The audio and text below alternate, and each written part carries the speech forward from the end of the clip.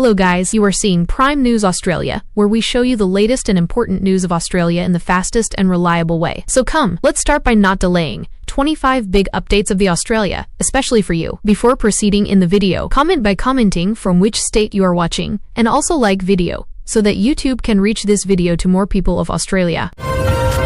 Australia has firmly ruled out any military involvement in the escalating US-Israel-Iran conflict. Foreign Minister Penny Wong stated that Canberra will not deploy troops or join operations, emphasizing Australia is not central to Middle East issues. The government is coordinating with airlines to assist around 115,000 stranded Australians, though evacuations remain difficult due to widespread airspace closures following retaliatory missile strikes and ongoing hostilities. The Australian Senate censured One Nation leader Pauline Hanson over her recent comments on Muslim Australians, passing the motion 36-17. Most coalition senators opposed the censure, highlighting deep political divisions. The debate underscored tensions around cultural issues and freedom of speech amid broader national conversations on religion and immigration in a multicultural society. Prime Minister Anthony Albanese's preferred Prime Minister rating has declined in the latest news poll, now leading new opposition leader Angus Taylor 45% to 37%. Labour's primary vote dropped to 32%, while the coalition rose slightly to 20%. The shift reflects voter frustration over cost of living pressures and economic management following recent leadership changes in the opposition. Foreign Minister Penny Wong revealed that approximately 115,000 Australians are currently in the Middle East and unable to depart due to conflict-related airspace shutdowns. The government prioritizes commercial flight resumption for large-scale repatriation, describing it as the most practical solution over character operations, while urging citizens to register for consular assistance. Several Australian mosques have publicly mourned Iran's late Supreme Leader Ali Khamenei as a martyr and scheduled remembrance events, prompting strong criticism from Iranian Australian communities and human rights advocates. Critics highlighted Khamenei's regime's documented abuses, including crackdowns on recent protests that resulted in thousands of deaths. Marking 30 years since John Howard's 1996 election victory, the Liberal Party celebrated key economic achievements, including repaying $96 billion in public debt, establishing the Future Fund, and introducing the GST to replace outdated taxes. Leaders reflected on how these reforms strengthened Australia's prosperity and fiscal position during Howard's long tenure. Iran's women's national football team has arrived in Australia ahead of the Women's Asian Cup, sparking concerns among advocates about player welfare given Iran's recent political upheaval, human rights issues, and regime change following the supreme leader's death in the ongoing conflict.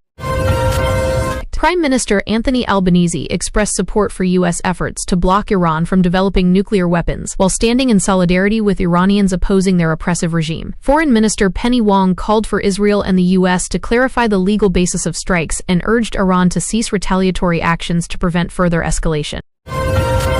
The Australian Securities Exchange, ASX, is seeking a new CEO following Helen Lofthouse's planned exit in May. The leadership transition occurs amid an ongoing lawsuit related to a delayed trade settlement system upgrade and multiple regulatory scrutiny issues affecting market operations and investor confidence.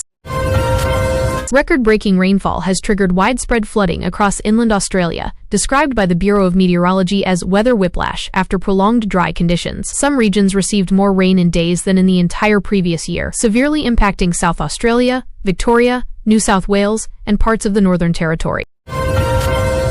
A rare total lunar eclipse, often called a blood moon, is scheduled to grace Australian skies on March 3, 2026. Visible nationwide, the event will display the moon's striking red hue during totality, the only such eclipse observable from Australia this year, prompting stargazing enthusiasm across the country. The federal government launched the National Strategic Framework for Chronic Conditions 2026 to 2035. A decade-long plan to prevent and better manage chronic diseases. It includes a new $109.9 million initiative for prevention and care programs, with initial community grants expected to roll out from mid-2026 onward. Formula One officials confirmed the Australian Grand Prix in Melbourne will proceed as scheduled March 6 to 8, without disruptions from Middle East conflict travel issues. CEO Travis Auld assured fans and teams that logistics remain unaffected, promising a full spectacle for spectators despite global geopolitical tensions.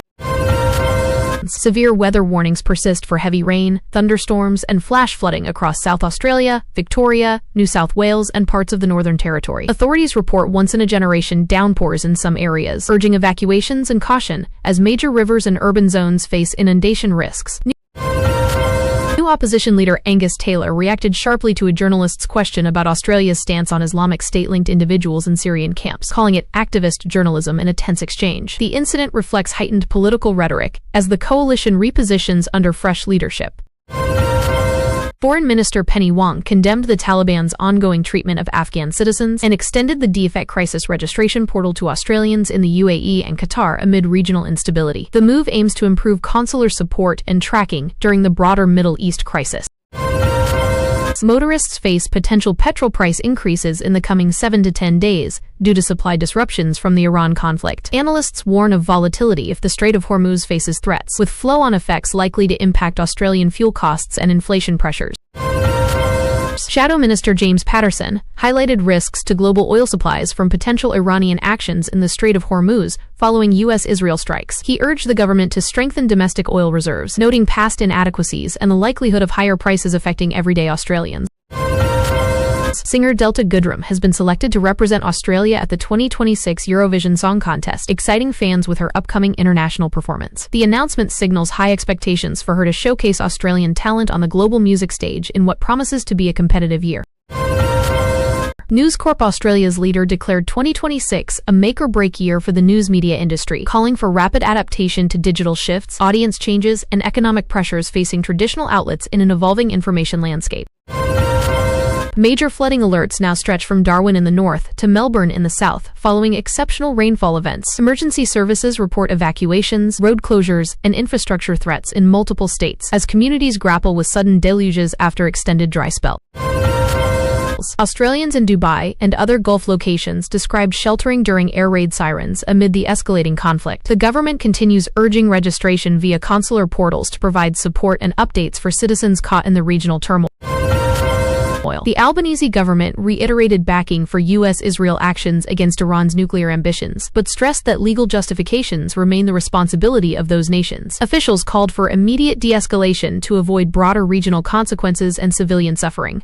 Agricultural regions face significant crop losses and infrastructure damage from the abrupt shift to heavy rain after drought-like conditions. Farmers in affected areas report devastation, with experts warning of long-term recovery challenges for rural economies. Parliamentary discussions focused on the Iran conflict's implications, with emphasis on prioritizing Australian citizen safety abroad, monitoring economic ripple effects like oil-driven inflation, and advocating diplomatic pathways to resolution while avoiding direct military entanglement in the crisis.